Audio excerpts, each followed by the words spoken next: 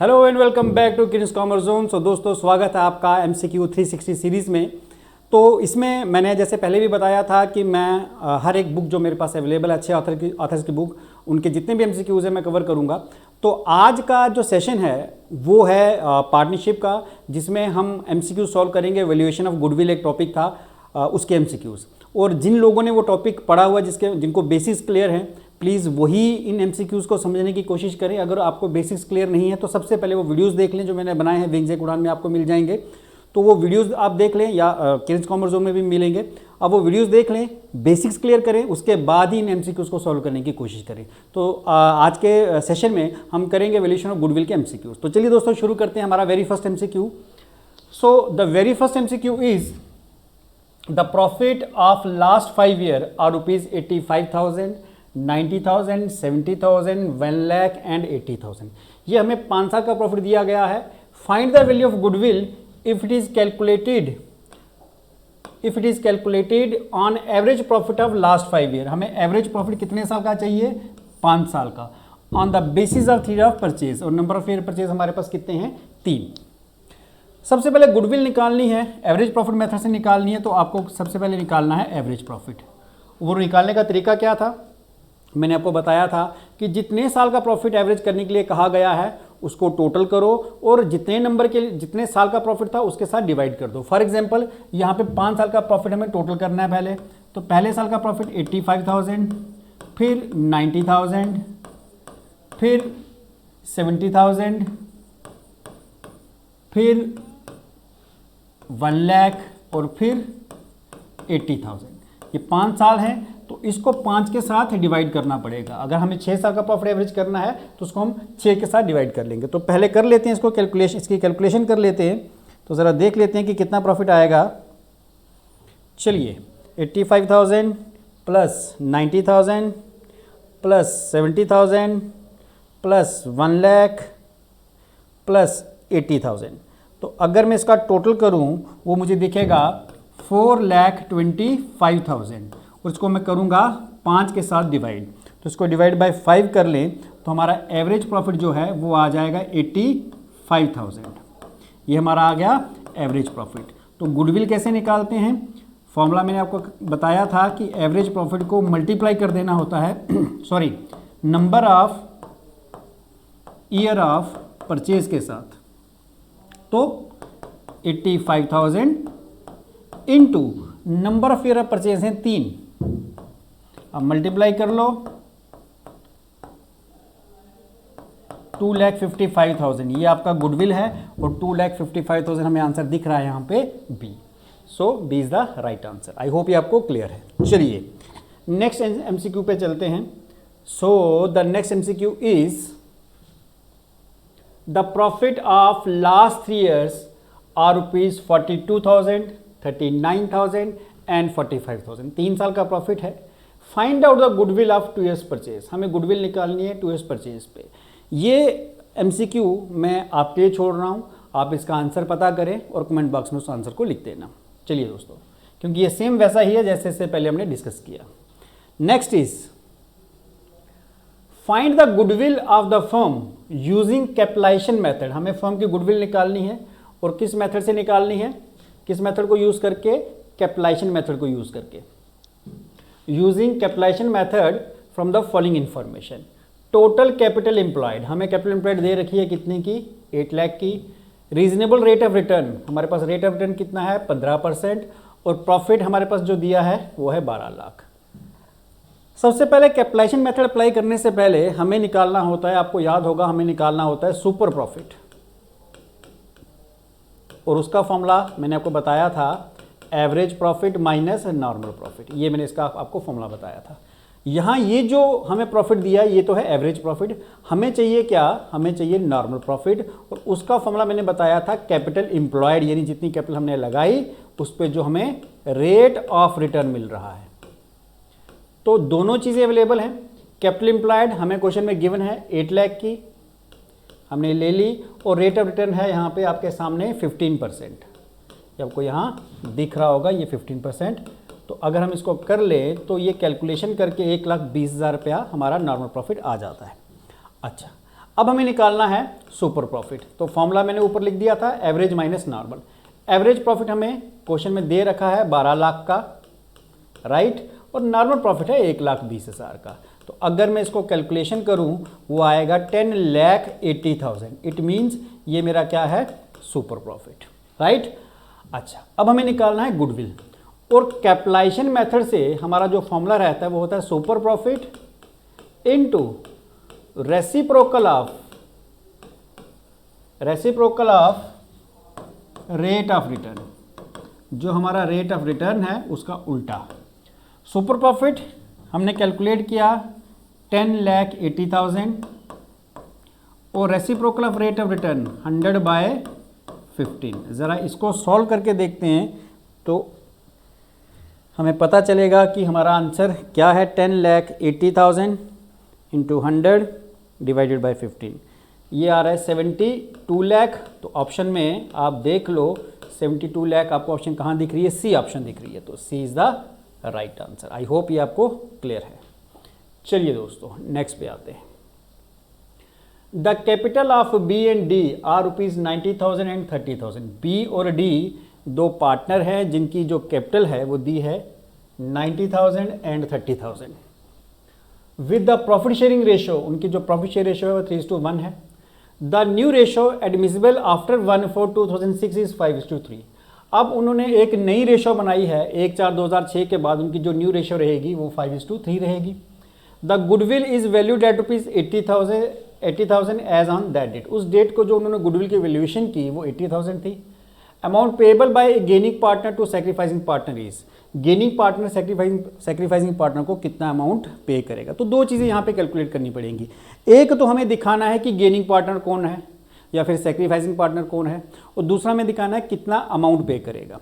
अच्छा, जब भी कोई प्रॉफिट शेयरिंग रेशो चेंज होती है, पहले कुछ थी बाद में कुछ हुई, उसमें एक चीज़ पक्का है, एक पार्टनर को गेन होगा और एक को लॉस होगा, तभी तो चेंज हो रही है।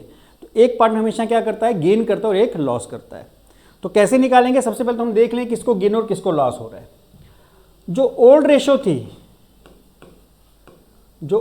थी बी और डी की, वो थी 3:1, यानी ये बी का शेयर था और ये डी का शेयर था। अब जो उन्होंने न्यू रेशो बनाई है बी और डी की, वो है 5:3। अब जरा देख लेते हैं कौन कितना सैक्रिफाइस या गेन कर रहा है। अगर मुझे सैक्रिफाइस निकालना है तो फॉर्मूला रहता है old share minus new share. तो मैं पहले अगर बी का कैलकुलेट करूं, बी का ओल्ड शेयर यहां से देख लो कितना था 3/4, 4 कहां से आया, दोनों का total, minus new share B का कितना है 5/8। अगर मैं इसका एलसीएम लूं तो वो आएगा 8, 4 2 8 होगा, 3 2 6। आई होप आपको जो एलसीएम लेना है वो आपको आता है। 1/8 ये बी क्या कर रहा है, सैक्रिफाइस। तो इसका मतलब अगर बी सैक्रिफाइस 1/8 कर रहा है, न्यू रेशो के हिसाब से बी का 1/8 शेयर कम हो रहा है, ये 1/8 शेयर किसको जाएगा, अल्टीमेटली डी को। तो अल्टीमेटली अगर ये 1/8 दे रहा है तो डी को कितना मिलेगा 1/8। तो अगर आप कैलकुलेट करके देखोगे 180 दिखेगा। चलिए कर लेते हैं डी का। अगेन ओल्ड शेयर डी का 1/4, न्यू शेयर माइनस 3/8। आप देखोगे सेम आंसर आएगा 8, एलसीएम आ गया 4 2 8, 2 1 2, -3, -1/8। जब आंसर माइनस में आ गया, हम निकाल क्या रहे थे सैक्रिफाइस, लेकिन आंसर हमें कहाँ किस में दिख रहा है, माइनस में। इट मीन्स ये गेन कर रहा है। तो पहला हमारा आंसर आ गया कि जो गेन कर रहा है, क्वेश्चन क्या था, amount payable by gaining partner. कौन है भाई गेनिंग पार्टनर, गेनिंग पार्टनर है डी। ये अमाउंट पे करेगा किसको, सैक्रिफाइसिंग पार्टनर को। सिंपल सा लॉजिक है कि क्यों पे करेगा, क्योंकि नई रेशो के हिसाब से बी का 1/8 जो शेयर है वो कम हो रहा है, यानी वो शेयर किसको जा रहा है, डी को। तो इसको कोई ना कोई तो कंपनसेशन मिलेगी। तो गुडविल में इसका शेयर जो है, इसको 1/8 जो डी को जा रहा है, वो डी उसको जो है 1/8 शेयर ऑफ गुडविल पे करेगा एज ए कंपनसेशन। तो एक चीज़ क्लियर हो गई कि डी गेन कर रहा है, डी ही पेमेंट करेगा। अब कितनी पेमेंट करेगा वो देख लेते हैं। पेमेंट उतनी ही करेगा जितना उसको गेन हो रहा है, जितना उसको गेन हो रहा है। फर्म की गुडविल कितनी है, ये फर्म की गुडविल है भाई, दोनों की है, पूरी फर्म की है 80,000। अब डी कितना गेन कर रहा है 1/8, तो गुडविल में भी उसका जो वो बी को पे करेगा वो 1/8 ही करेगा। देयरफॉर डी विल पे, डी कितना पे करेगा, जितना उसको गेन हो रहा है 80,000, गेन कितना है 1/8, इसका मतलब 10,000। तो इट मीन्स डी जो है ये बी को कितने पैसा देगा 10,000। तो D will pay to B ₹10,000, ये इसका आंसर रहेगा। आई होप ये क्लियर है। तो आते हैं नेक्स्ट पे।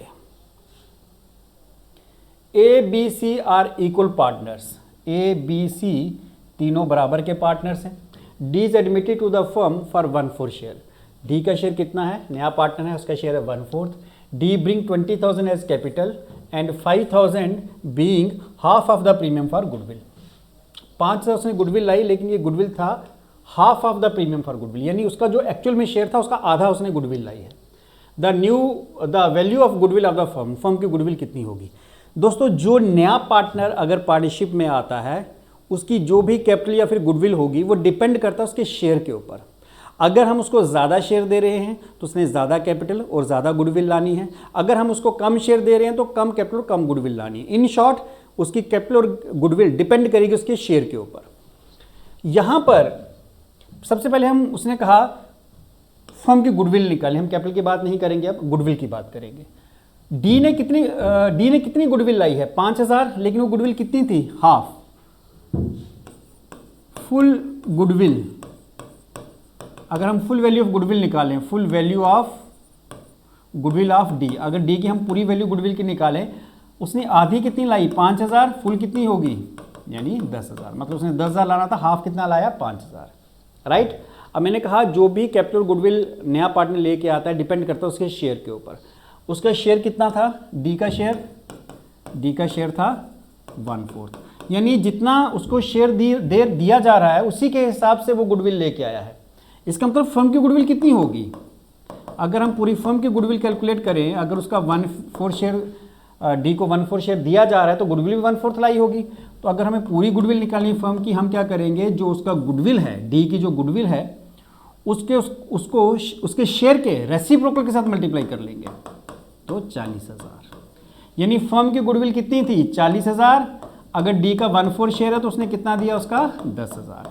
तो मैंने अभी बताया कि जो पार्टनर की गुडविल का या फिर कैपिटल का शेयर डिपेंड करता है कि उसको शेयर कितना दिया जा रहा है। जितना शेयर दिया जा रहा होगा उस हिसाब से ही उसने कैपिटल गुडविल लानी है। तो यहाँ फर्म की गुडविल 40,000 थी, अगर उसको 1/4 शेयर दिया जा रहा है पार्टनरशिप में तो उसके हिसाब से उसकी कितनी गुडविल बनती थी 10,000, जो कि उसने लाई। तो हमें निकाली थी फुल गुडविल। सिंपल, जितनी गुडविल पार्टनर नया लेके आया उसको उसी के शेयर के रेसिप्रोकल के साथ मल्टीप्लाई कर लो, आपका आंसर मिल जाएगा। तो यहाँ पे आंसर कितना है 40,000 और 40,000 यहाँ पे रहा इसका बी पार्ट। आई होप ये आपको क्लियर है। चलिए जी नेक्स्ट पे मूव करते हैं। Next question is profit for 1998-99। 98-99 का प्रॉफिट जो है वो है 2000। 99-2000 का जो प्रॉफिट है वो है 26,100 और 2001 का प्रॉफिट जो है वो है 31,500 या 5 कुछ नहीं है, ठीक है। अच्छा, क्लोजिंग स्टॉक फॉर 1999-2000, जो 1999-2000 का जो क्लोजिंग स्टॉक है और 2000 और 2001 का जो क्लोजिंग स्टॉक है, कहता है includes the defective item of ₹2200। इसमें कुछ डिफेक्टिव आइटम हैं जिनकी वैल्यू 2200 है 99-2000 के लिए और 6200 है किसके लिए 2001 के लिए, which were considered as having market value nil, जिनकी की मार्केट वैल्यू भी नील है। यानी हम सिंपल कह सकते हैं कि जो 1999-2000 का स्टॉक है उसमें कुछ स्टॉक ऐसा है जिसकी मार्केट वैल्यू जो थी 2200, लेकिन कुछ डैमेज स्टॉक है जिसकी वैल्यू 2200 थी लेकिन मार्केट वैल्यू उसकी नील है। यानी कोई स्टॉक ऐसा डैमेज हो गया जिसकी वैल्यू हमारे पास जो उसकी कॉस्ट थी वो 2200 थी लेकिन अभी उसकी वैल्यू 0 के बराबर है। सिंपल चीज़ दोस्तों, आपको एक ट्रेडिंग अकाउंट आपको याद होगा, मैंने आपको करवाया था। यहाँ पे ट्रेडिंग अकाउंट की क्रेडिट साइड में इनकम्स हम रिकॉर्ड करते हैं, तो सेल्स और क्लोजिंग स्टॉक हम यहाँ रिकॉर्ड करते हैं, राइट। तो इनकम का क्या है कि जितनी ज़्यादा इनकम उतना ज़्यादा प्रॉफिट।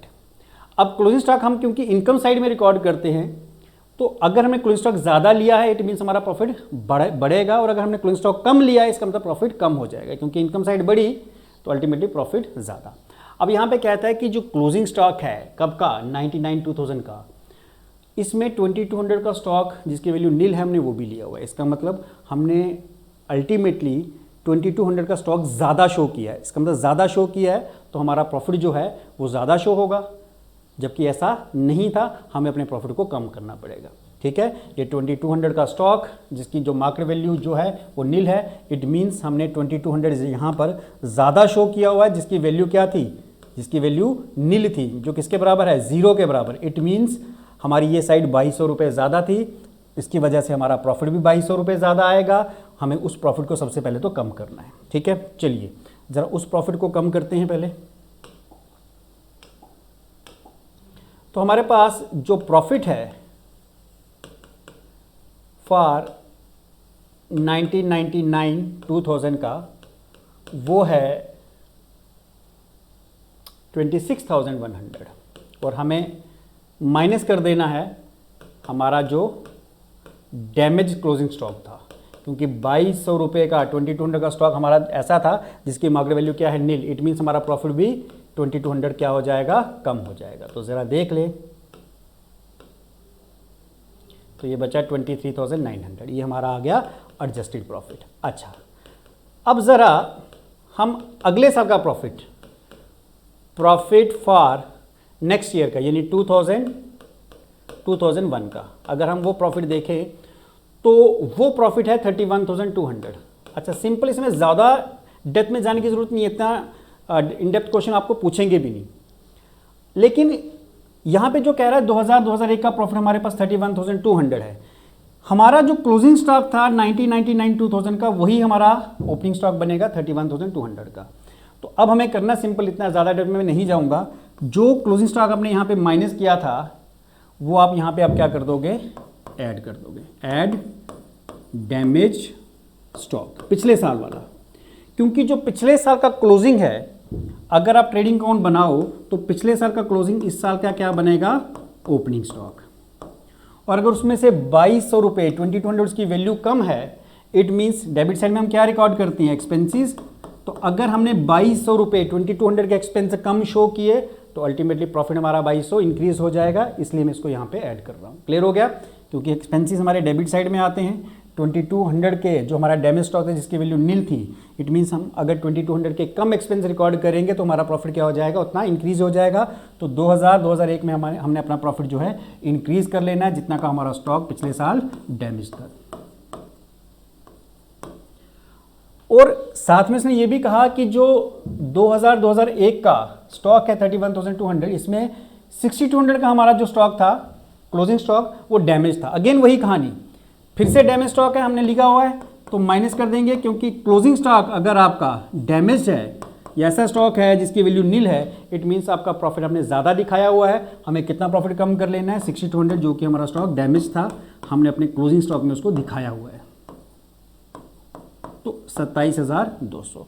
अब आप बना लो इसका एवरेज प्रॉफिट। तो अगर मैं इसका एवरेज प्रॉफिट बनाऊँ, अब पहले साल का प्रॉफिट तो कोई चेंज नहीं करनी, 2000 ही रहेगा। दूसरे साल का जो प्रॉफिट हमने एडजस्ट किया 23,900, और तीसरे साल का प्रॉफिट एडजस्ट करके 27,200, 3 साल का डिवाइडेड बाय 3 कर लो। तो ज़रा देखें कि हमारा आंसर इसमें से क्या निकलेगा।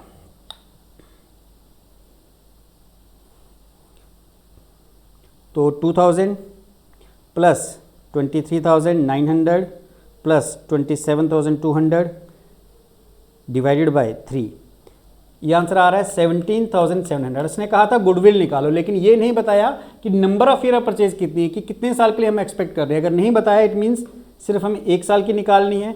तो हमारा आंसर रहा 17,700, जो कि आंसर हमारा बी है। तो ये आपका सही आंसर है। इस तरह के इतने लंबे जोड़े क्वेश्चन, इतने डेप्थ वाले क्वेश्चन नॉर्मली नहीं पूछे जाएंगे। अगर पूछे भी जाएंगे तो आपने ये सबसे लास्ट में करना है, क्योंकि इसमें टाइम लगता है इसको करने में। चलिए दोस्तों, नेक्स्ट पे मूव करते हैं। नेक्स्ट क्वेश्चन क्या है, नेक्स्ट क्वेश्चन कहता है A and B are partners with capital of ₹10,000 and 20,000। A और बी पार्टनर हैं जिनकी कैपिटल कितनी है, 10,000 और 20,000, and sharing profit equally, profit को बराबर बांट रहे हैं। They admitted C as their third partner, C उनका थर्ड पार्टनर है विद 1/4 शेयर। कितना शेयर है उसका, 1/4। ऑन द पेमेंट ऑफ ₹12,000, 12,000 पे उसने पेमेंट करनी है। The amount of hidden goodwill, हमें हिडन गुडविल निकालनी। देखिए यहाँ पे ऐसा है, मैंने पहले भी बताया कि कोई भी नया पार्टनर जो हम अपनी पार्टनरशिप में लेते हैं उसका जो शेयर है उसके शेयर के हिसाब से हमारी उसकी कैपिटल के हिसाब से उसका शेयर दिया जाता है, राइट। ज़्यादा कैपिटल वो लगाएगा ज़्यादा शेयर दिया जाएगा, कम कैपिटल लगाएगा कम शेयर दिया जाएगा, राइट। यहाँ पे उसको जो शेयर है 1/4 दिया जा रहा है और 1/4 शेयर के हिसाब से उसने 12,000 रुपया एज ए कैपिटल दे दिया, ठीक है। अब हम क्या करेंगे, सबसे पहले इसने कहा हिडन गुडविल निकालो। सी का शेयर कितना है, सी का शेयर है 1/4, राइट। और सी ने कितनी कैपिटल लाई, सीज कैपिटल, अगर हम उसकी कैपिटल की बात करें 12,000 लाई, तो मैंने कहा जितना उसका शेयर है उसके हिसाब से उसने कैपिटल लाई है। इसका मतलब टोटल कैपिटल फर्म की क्या हो जाएगी, therefore total capital of firm क्या हो जाएगी भाई, अगर 12,000 लाया है उसने कैपिटल, उसका शेयर 1/4 है, तो टोटल कैपिटल इसको रेसिप्रोकल के साथ मल्टीप्लाई कर लो, 48,000 टोटल कैपिटल थी, उसका 1/4 शेयर वो लेके आया जो कि बना कितना, 12,000, राइट। लेकिन ये आ गई फर्म की कैपिटल तीनों की, लेकिन ज़रा हम इंडिविजुअली ए बी और जो नया पार्टनर है सी जिसकी कैपिटल 12,000 है, अगर हम इंडिविजुअली इनकी कैपिटल टोटल करें तो देखें कितनी बनती है। Combined capital of A B and C, अगर इनकी कैपिटल को कंबाइन किया जाए तो देखें कितनी बनती है। ए की 10,000, बी की 20,000 और सी कितनी कैपिटल लेके आया है आपके सामने 12,000, यानी बन रही है 42,000। अब देखिए ज़रा दोनों में फ़र्क आ गया। टोटल कैपिटल ऑफ फर्म का मतलब ही ABC है। अगर हमने टोटल कैपिटल निकाली फर्म की सी के शेयर के साथ कैलकुलेट करके वो बनी 48,000, लेकिन जब हम इंडिविजुअल कैपिटल ऐड कर रहे हैं वो बन रही है 42,000। इसका मतलब हमारी जो हिडन गुडविल है, इसका मतलब ये हुआ कि जो सी है, इसका मतलब ये हुआ कि जो सी है वो जो ये 12,000 ला रहा है इसमें कुछ अमाउंट गुडविल का भी है। तो कैसे निकालेंगे, हम करेंगे फर्म की capital, firms total capital minus कर लो कंबाइंड कैपिटल। फर्म की टोटल कैपिटल कितनी है 48,000 और कंबाइंड कैपिटल कितनी दिखी 42,000, इट मीन्स 6,000 क्या है गुडविल। इसी को हम क्या कहेंगे, हिडन गुडविल। ये आपको याद रखना कि ये क्या है हमारी हिडन गुडविल कितनी है 6,000। ये आपको याद रखना कि हमारी हिडन गुडविल कितनी आई 6,000। फर्म की गुडविल कितनी 48,000, लेकिन हमने जब कंबाइन शेयर किया कितना 42,000, दोनों का डिफरेंस किया, इट मीन्स सी जो ये 12,000 लेके आया था, इस 12,000 में कैपिटल के साथ कुछ गुडविल का भी अमाउंट था जिसकी वजह से वो डिफरेंस आया दोनों कैपिटल्स में, तो वो हमने डिफरेंस निकाल लिया जो कि उसकी क्या बनी गुडविल। तो कितनी है 6,000। तो हम आंसर में देख लेते हैं, A is the right answer यहाँ पे हमें दिख रहा है। आई होप ये आपको क्लियर है। चलिए दोस्तों नेक्स्ट MCQ देख लेते हैं क्या है। X and Y share profit and losses in the ratio 2:1। X और वाई पार्टनर्स हैं जिनकी शेयरिंग रेशियो 2:1 है। आगे कहता है they take Z as partner, Z एक नया पार्टनर है and the new profit share ratio becomes 3:2:1 और न्यू रेशियो कितनी हो गई 3:2:1। Z bring 4,500 as